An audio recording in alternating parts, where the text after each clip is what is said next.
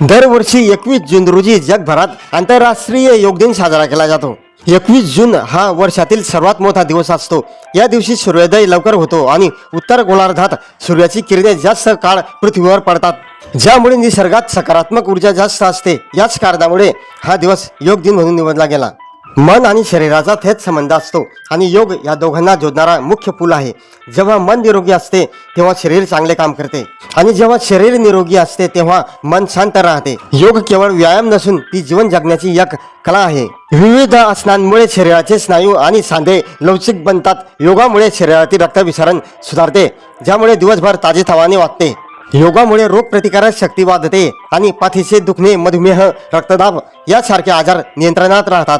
जेव्हा तुम्ही असले करताना श्वासावर लक्ष केंद्रित करता तेव्हा तुमचे भरकटणारे मन शरीराशी जोडले जाते। योग मन आणि शरीरामध्ये ताळमेळ निर्माण करतो, ज्यामुळे व्यक्तीला